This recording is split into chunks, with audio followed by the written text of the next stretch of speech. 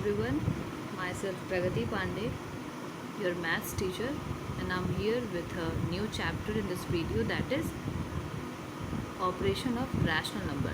So in the previous videos we have already completed chapter 4 up to chapter 4.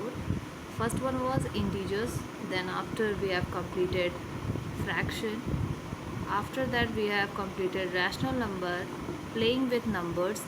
These 4 chapters have been completed and now it's time to start the operation of rational numbers. Okay, so now what in this chapter what we have to do, we will just see the things which we have already studied.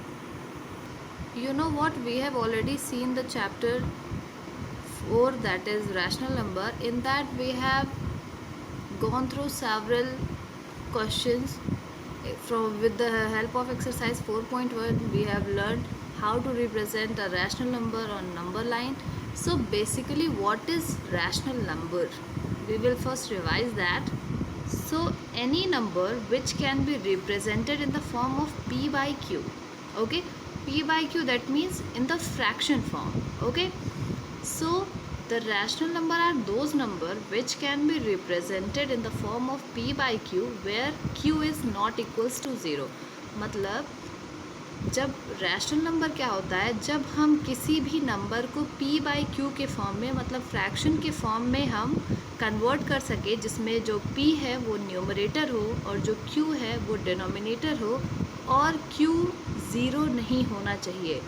अगर ऐसे numbers हैं जिनका denominator zero नहीं है और वो fraction के form में है तो वो रैशनल नंबर होते हैं. Okay, so this is our chapter 5, that is operation of rational number.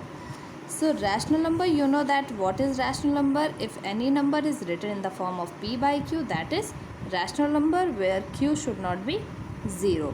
Now in operation of rational number, basically you know that in mathematics there are 4 operations, that is subtract, divide, multiply and addition. मतलब addition, subtraction, multiplication and division are 4 operations. So what we will do in this chapter, we will apply these operations on rational number. Okay, so basically we will go through the addition of rational number, subtraction of rational number, then after division of rational number and multiplication of rational number.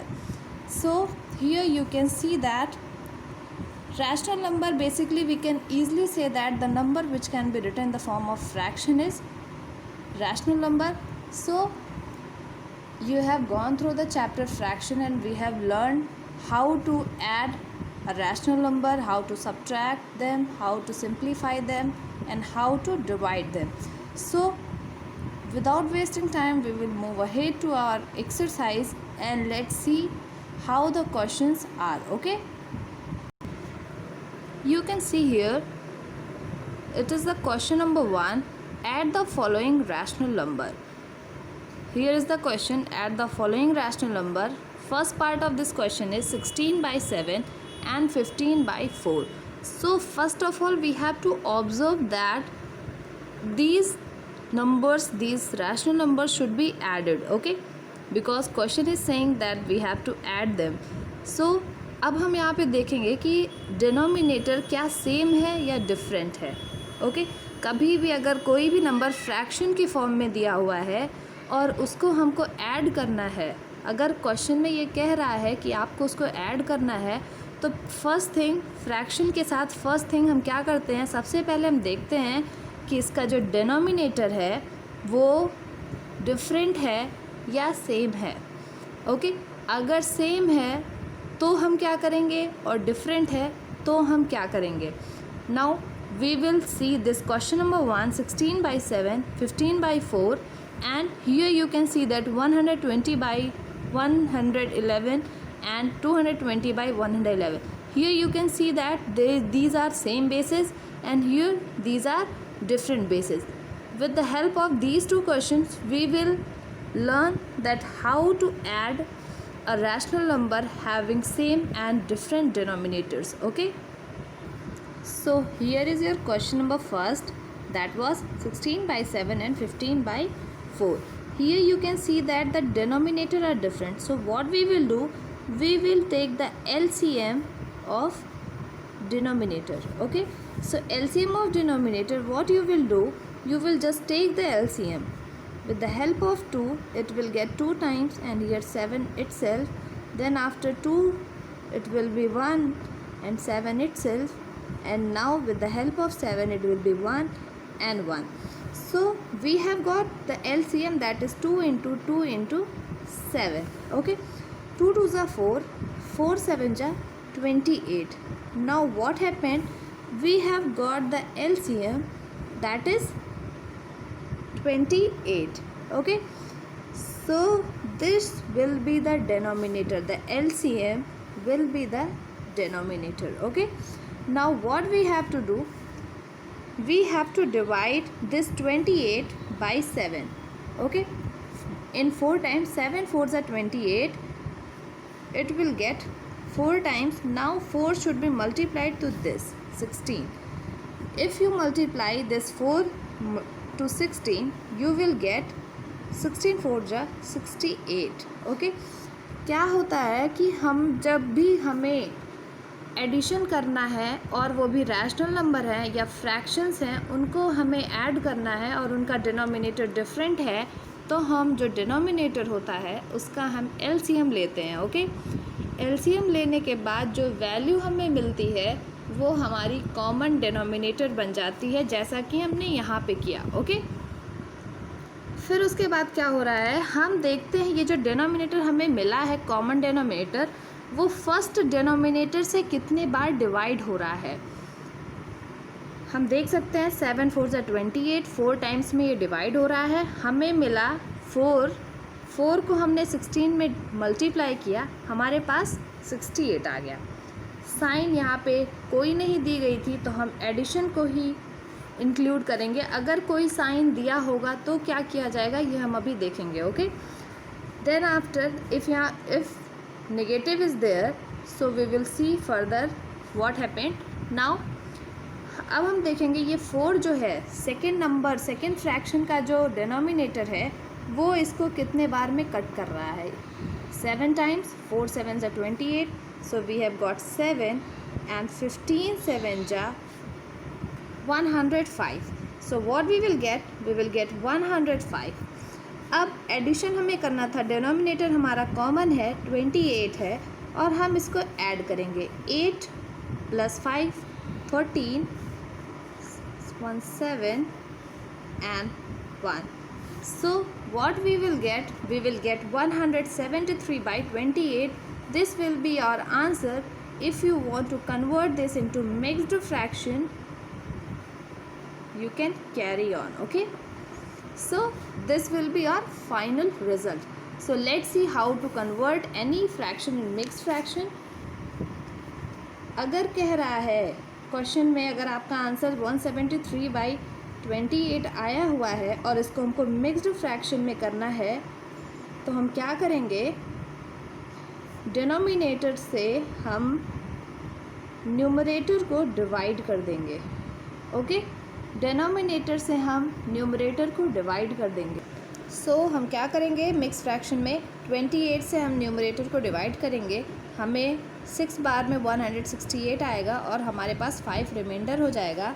तो 6 whole 5 by 28, this will be our correct answer. Okay, अब हम दूसरी condition देखेंगे.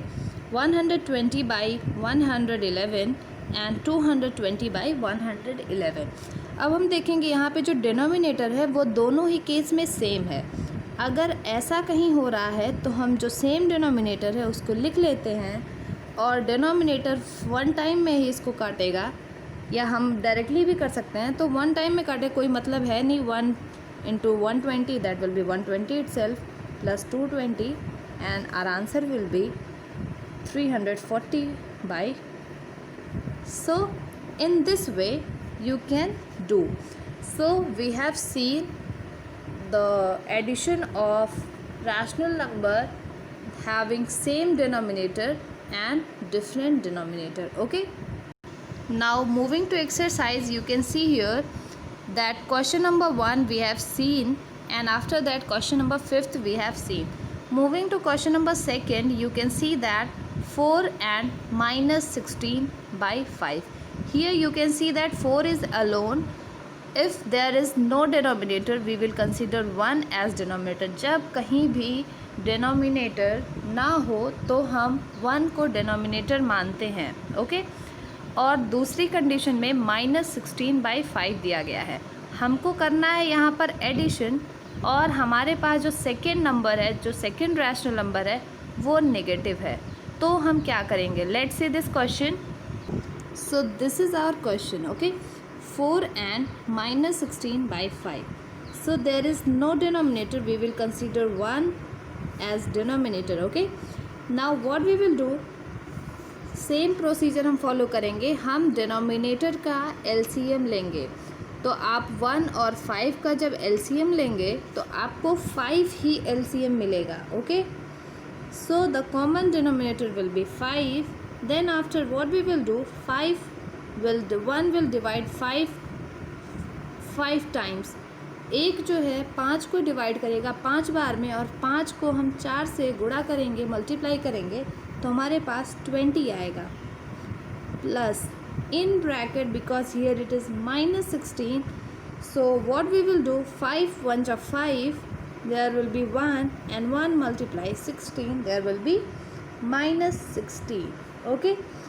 So in this way we will do, you know that the common denominator is 5. आप जानते हैं कि denominator common जो है वो 5 है और 20 खुद. अब हम देखेंगे यहाँ प्लस है, यहाँ माइनस है. जब प्लस और माइनस इस तरह की कंडीशन हो तो प्लस माइनस कैंसिल होकर के हमेशा माइनस होते हैं, ओके. तो ये हो जाएगा 20 - 16, that will be 4/5, okay. This will be our answer, okay. Here is one thing you should remember, that if first number is positive and second number is also positive, we will get the result positive, okay. And if first number is positive, second number is negative, we will get the resultant value will be negative. मतलब अगर पहला number भी plus sign का हो और दूसरा number भी plus sign का हो तो हमें जो रिज़ल्ट मिलता है वो प्लस ही होगा, ओके. क्योंकि वहाँ पे एडिशन ही होगा. अगर पहला नंबर पॉजिटिव है जैसा कि यहाँ पे हो रहा था और दूसरा नंबर नेगेटिव है जैसा कि यहाँ पर था, तो हम माइनस ही रखेंगे जैसा कि हमने यहाँ पर किया, ओके. पहला नंबर प्लस था, दूसरा नंबर माइनस का था, तो हमने यहाँ पे माइनस ही किया, ओके. और साइन जो होगी वो बड़े वाले नंबर की लगती है. जैसे यहाँ 20 की साइन लगेगी क्योंकि 20 बड़ा नंबर है तो 20 का साइन प्लस है, इस वजह से जो 4 है उसके पास प्लस साइन होगा, ओके. अगर पहला नंबर निगेटिव है और दूसरा नंबर भी निगेटिव है तो हम उन दोनों को ही ऐड कर देते हैं, ओके. वहाँ पे एडिशन हो जाएगा, लेकिन साइन जो होगा, साइन होगा वो कॉमन साइन होगा, दैट इज़ नेगेटिव. साइन जो होगा वो कॉमन साइन होगा, that is negative. If first number is negative and second number is positive, what we will do, we will just subtract, okay. So इसको आप रट लीजिए, ये बहुत काम आएगा, okay. Now move to the exercise. So फिर हम अपने एक्सरसाइज पे आ गए. फर्स्ट क्वेश्चन हमने कर लिया, सेकंड क्वेश्चन भी हमने देख लिया. थर्ड क्वेश्चन जो है इसमें फर्स्ट नंबर पॉजिटिव है और सेकंड नंबर नेगेटिव है, नेगेटिव साइन है उसके पास. So this will be your homework. उसके बाद फोर्थ है 22/7 and 12/5. Like first question we will do this. Fifth one we have already seen. Sixth one is as same as question number fifth. Seventh is here you can see that the denominator is negative. Any number, any fraction should not have denominator negative. कोई भी number कभी भी कहीं भी लिखा हुआ है और उसका डिनोमिनेटर अगर नेगेटिव है तो हम उसको तब तक सॉल्व नहीं करेंगे जब तक हम डिनोमिनेटर को पॉजिटिव ना कर लें. डिनोमिनेटर को पॉजिटिव करने का सिंपल सा मतलब है कि ये जो माइनस साइन है इसको आप उठा करके ऊपर रख दीजिए, मतलब -3/8 कर दीजिए, ओके. सो इस तरह से डिनोमिनेटर पॉजिटिव हो जाएगा. Now question number 8th is as easy. Question number 9th and 10th. So this question number 1 is your assignment work, and you have to solve all these 10 questions in your copy. Okay, that's all for today.